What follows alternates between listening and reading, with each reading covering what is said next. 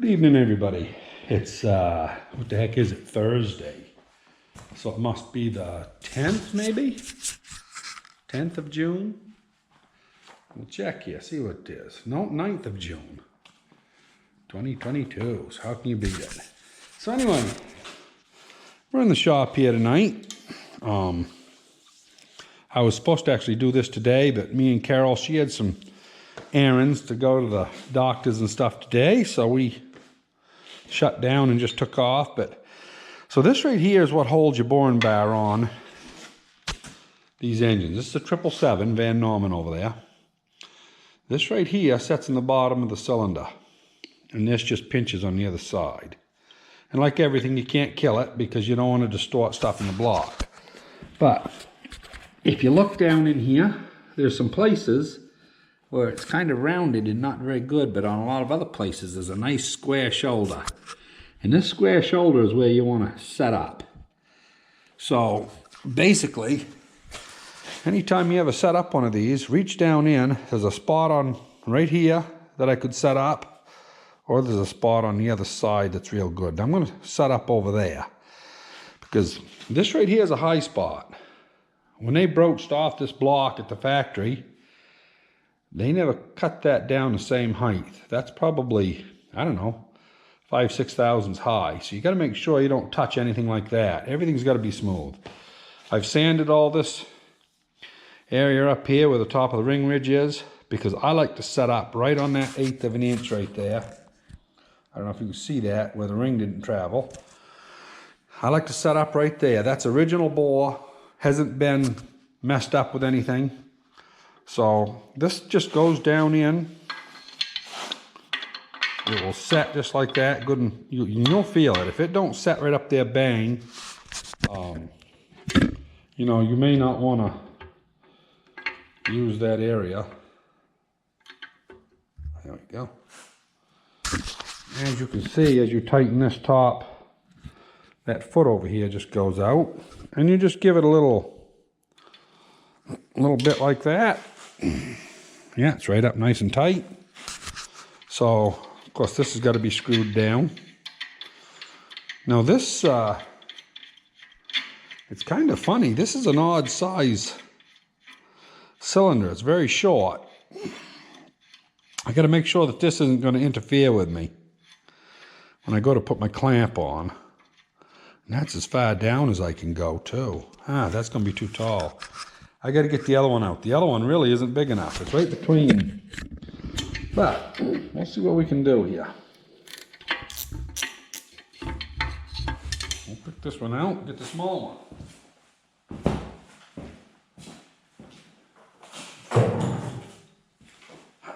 This little guy isn't much to it, but we'll put it down the same spot. Yeah, this here I guess is the one I got to use, but come on.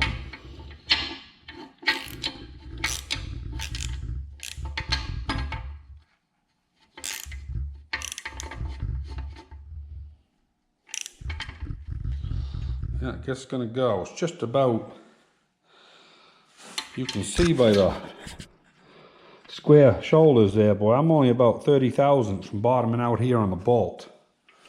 But yeah, it's in there. And it's about the right height. Something like that. So, like I say, I got this all wiped up real good. And yeah, I probably could rock that back about here. I'm gonna move that back just a skosh. Get it a little more in the center line, about right there. Yeah, that feels better, looks better. Okay. That's all simple. So, I'm gonna clean up that boring bar. I'm not gonna show you that. Once I get it over here on the hoist, I'll go over the cutters and I'll show you how to use that thing. So anyway, this Ford 460, the bore is 4.360. Gonna bore at 30, so it's 390, 390. So now we gotta go over here and look at our chart. Okay, so we're over here looking for 390, which is gonna be cat's paws number 3. 1, 2, 3. These here should be number 3s. They are. So I have the wrong set on. I got number 4s on right now. Self-explanatory. Take the screws out, change them over. There is no 1, 2, 3, and 4. They're all the same. Just make sure they're clean on the back. And I will change them over off camera and I'll be back. If you're not real familiar with these, you can run these right up on the, while it's hanging. And of course it'll keep wanting to creep down on you because there's almost enough tension on this to hold it, but not quite. So what you do is you just engage it like you was gonna start it feeding and it'll hold it there. So I'm gonna go ahead and, yeah, we'll take that baby right off. I'll change these 4 and I'll be back.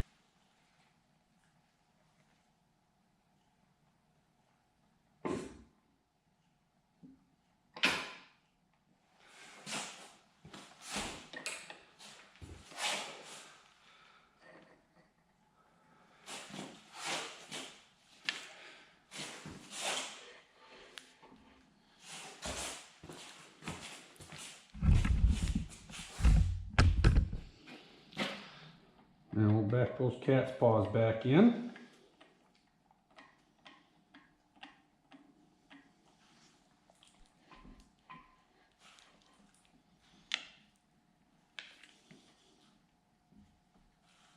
Come on. There we go. Pulling the cat's paws back out while it's up at the above the ring ridge. It's actually sitting on the ring ridge. And let's make sure here that we've got enough real estate on the bottom. That's going to be rotated to there. I'll show you that back, why I moved that in as far as I could. It wants to be in the middle. And as you can see, we still got real estate almost all the way back. So we got a good thing to clamp on. And the front is where it needs to be. You've got some real estate up here because that goes in behind that. I will get 1/1000 feeler gauge and just go around it after I get it sucked down and make sure everything's setting good. The clamp, which is over here, you can see there's a groove, goes over the head. It was actually down too far, so that should go right in now, just like so. Picks up on the back. And then we want to make sure that when we tighten this up, we've still got real estate in here between the housing. Because sometimes you clamp it up and you think that you're pulling on the stud and you're actually bottomed out. But you got to be real high to do that. And you don't have to kill it, you know, just some pretty good pressure. And we'll run them cat's paws in now. Pick that up. I will go get a feeler gauge and we'll go around this, make sure we're where we want to be. And we'll take this. Won't go under there. Won't go under there. Just one of those things you want to check because sometimes, you know, you think you're all good and all of a sudden you've got a piece of something underneath. And it doesn't take but a couple thousandths under it anyways, and you'll have a crooked hole. Just one of those extra checks. Pays to do. So I'm going to set up the tool, and I'll show you how that's done in a minute.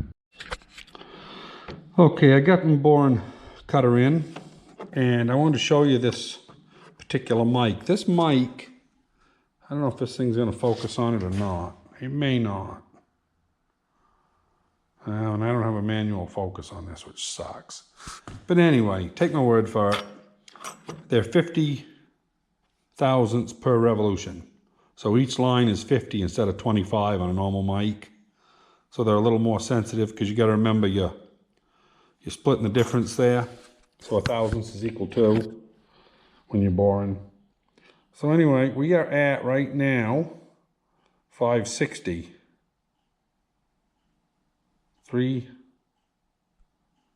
4,360. There we go. 4,360 we're at. And yeah, 10 thousandths plus 50. Yeah, 4,360. So this block is 60. So now we just got to add.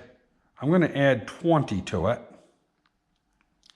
and we're going to end up at 80. So, gotta grab my tool here.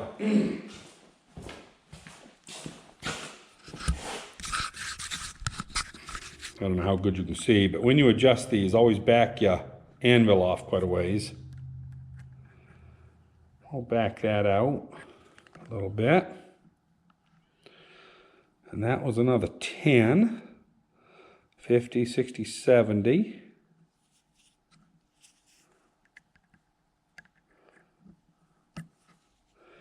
And this is going to gain a little on size.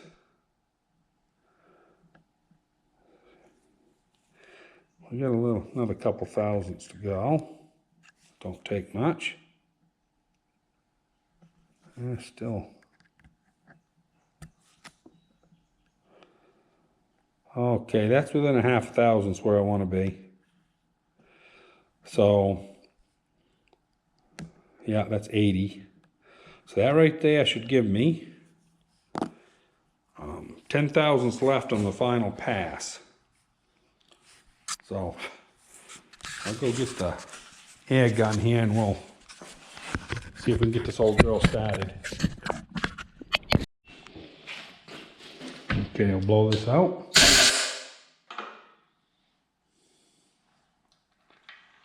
Put our tool in. There we go, snaps in good. And I always like to run it down, just take a visual. Well, it's just barely going to hit, but that's all right. We don't want to take too much. We'll start it out and start the feed. On these Van Normans here, by pushing this here in, that's where the feed starts. You just got to push it in like so when it's running. So we will turn the power on, engage it. We'll see what happens.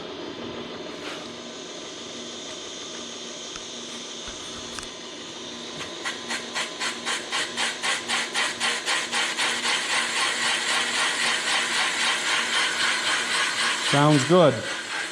So they've got a wicked chamfer on the top of this, and it's not really even. Some of it's wider than the other. And that's why when it starts, it doesn't sound like it's even.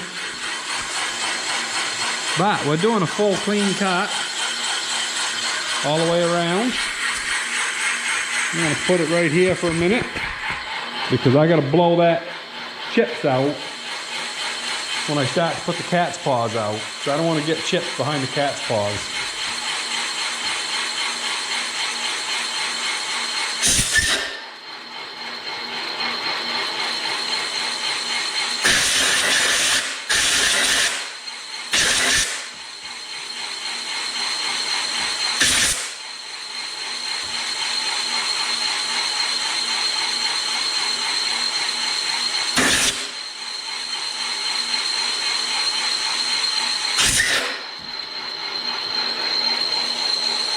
Yeah, she's looking good. She's cutting all the way around.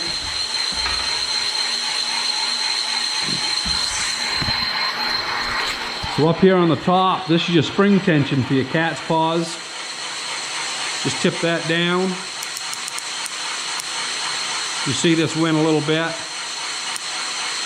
You don't want to go too much, just a click or two.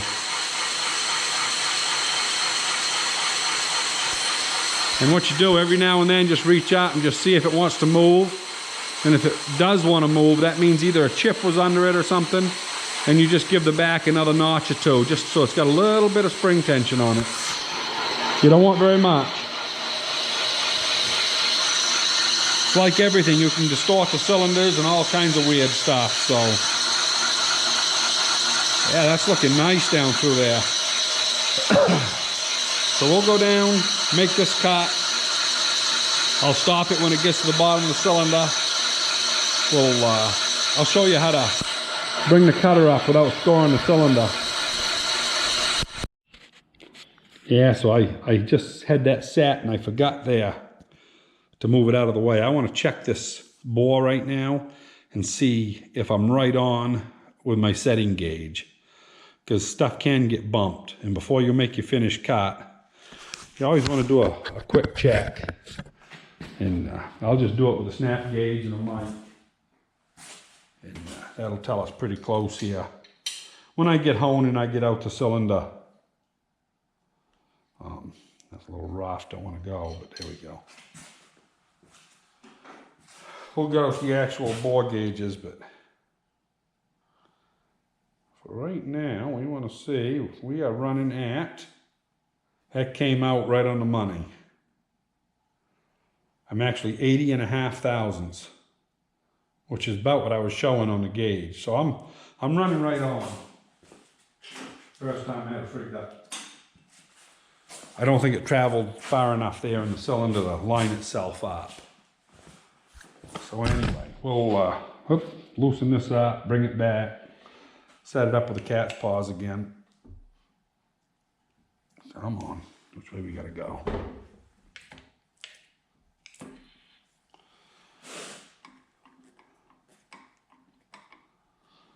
Okay.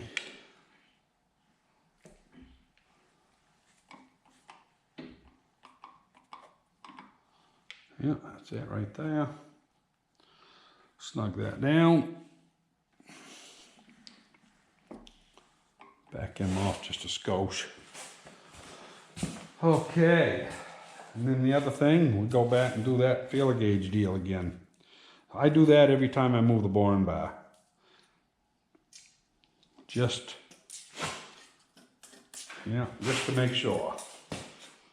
You know, somebody else's block. Yeah, she's good. And I don't want to frig it up.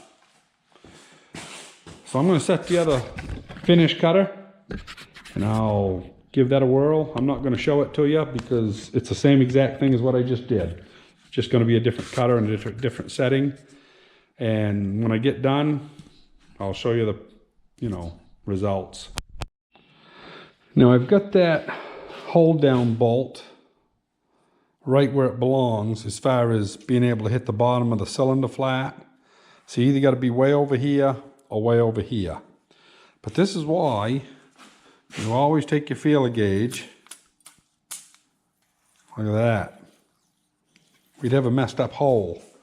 I got to do some unclamping, doing some moving. It's tight up there when it goes back. It's tight on this side. But I got some open air here, so I'm thinking that it's letting the boring bar cock just enough. And I can't get that back because of the way the cylinder's made. So I got to do some looking here, and I'll let you know what I find out. I couldn't get this thing to set the other way, so basically you got to use this back side of the cylinder, and of course that's the front side of the engine, to hold those. Now on the other bank it's going to be just the opposite, but anyway, it's one of those things. It's the way it is.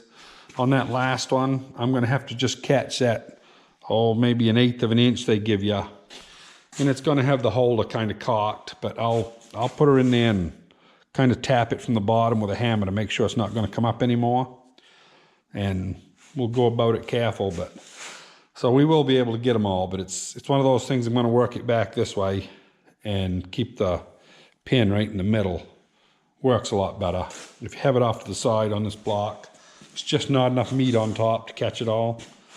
So anyway, I got it all ready to go for the next cutters. I'm going to go ahead and bore the next few cylinders and we'll take a look at it. I got 1/1000 on this cylinder to hone, which is just what I like. A lot of guys have much as 3, but I think honing sucks. So I go a little close on my bore and hone it that way. I've never had any trouble.